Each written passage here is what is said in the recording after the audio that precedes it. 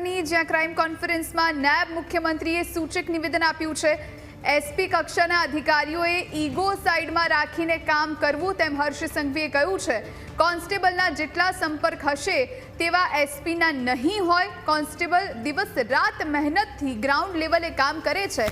SP કક્ષાના અધિકારીઓ રેન્કમાં ન પડવું જોઈએ તેમ પણ હર્ષ સંઘવીએ કહ્યું છે। કોન્સ્ટેબલને તમે દિલ ખોલીને સાંભળો। અધિકારીઓ પોતાની ઓફિસમાં બેસતા નથી। અધિકારીઓએ લોકોને મળતા રહેવું જોઈએ। અધિકારીઓએ પોતાનું શેડ્યુલ પણ બદલવું જોઈએ તેમ પણ સંઘવીનું કહેવું છે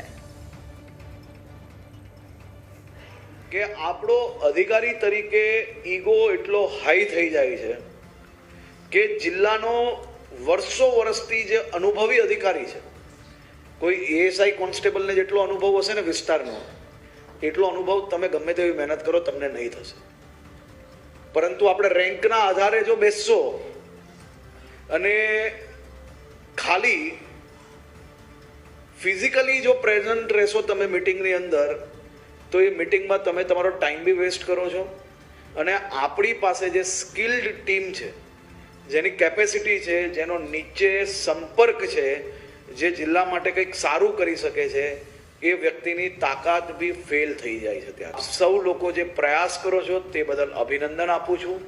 અને જે લોકો બીજા કાર્યોમાં વ્યસ્ત હોય ને લોકોને નથી મળી શકતા, એ સૌ લોકો પ્રયાસ કરીને પોતાનો શેડ્યુલ થોડો ઘણો આમ તેમ કરીને લોકોને વધુમાં વધુ ટાઈમ આપશો તો નીચેના લેવલ પર પોલીસ સ્ટેશનના માધ્યમોથી જો કોઈક ભૂલ થતી હશે તો એની બી સાચી માહિતી આપને ત્યારે જ મળશે જ્યારે આપ લોકોને ડાયરેક્ટ સંપર્કમાં હશો, લોકોને શાંતિથી સાંભળશો।